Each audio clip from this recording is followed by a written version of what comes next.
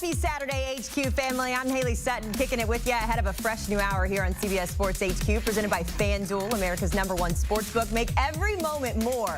And trust me when I say we're going to make the most of every moment today in the sports world. We've got a lot of basketball coming up in the college ranks, but we're starting in the NFL. We've got some teams hoping for better playoff seeding, others hoping for a playoff seed.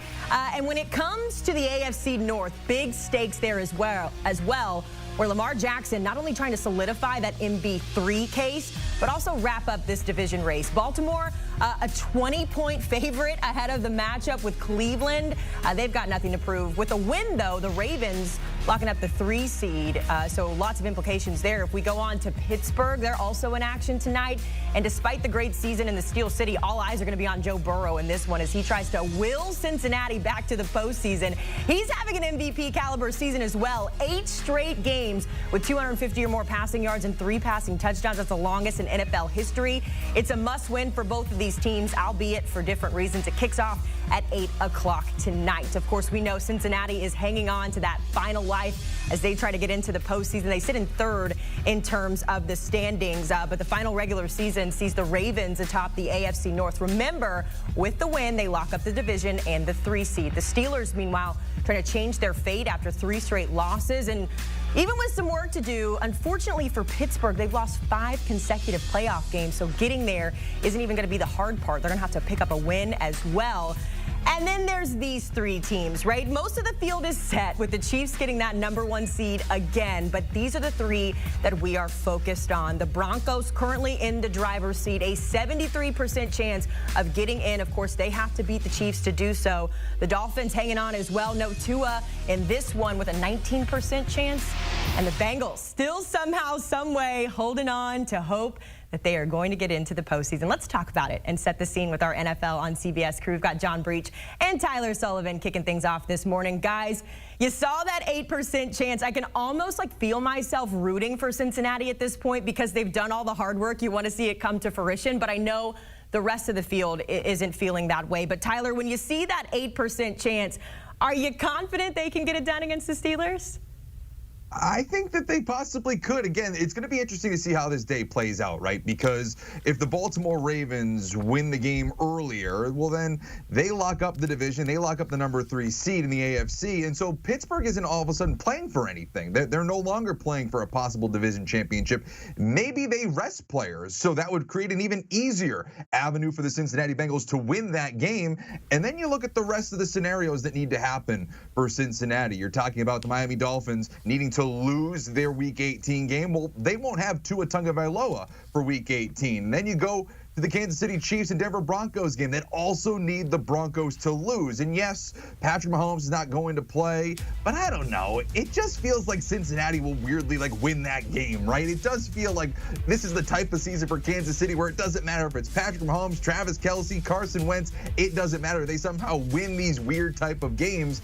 And so you're looking at Cincinnati saying, all right, let's take care of business on Saturday and let's sit back and see what happens on Sunday. And you talk about that 8% chance. Well, you look at FanDuel, you're looking at possibly 15-1 if you do the Cincinnati Bengals playoff scenario. You put all that in a parlay. Bengals win, Dolphins lose, Chiefs win. You're like, okay, 15-1. That might be a little fun little wager on Saturday and Sunday.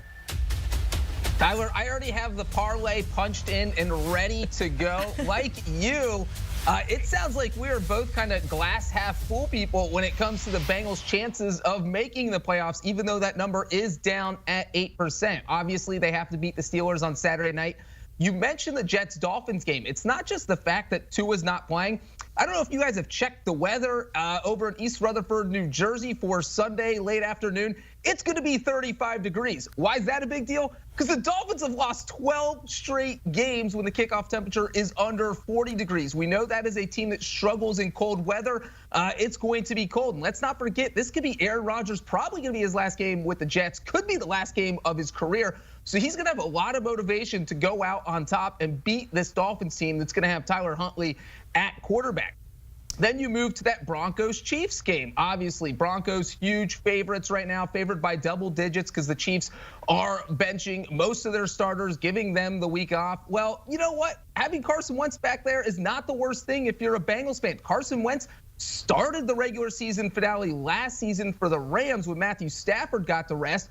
The Rams won. And then you look at what Andy Reid has done during his time with the Chiefs. He has rested his starters 4 times in the season finale. He has gone 2-2. So he has won with his backups on the field. There is a precedent for it. So I'm telling you, there's a chance here. There's always a chance when you got Joe Burrow behind center as well. And it's just so crazy that a couple weeks ago, I was talking to Tyler Sullivan about the Bengals postseason hopes. And here we are. They are 1 step away. Let's talk about the Ravens, though, guys, because we know the Steelers will be watching that game very closely. Breech, to your point, we'll see if the starters get out there and play.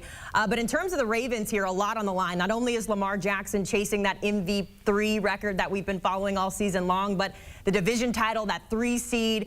Tyler, I'll come to you first here. What do you like about the Ravens in this matchup against the Browns?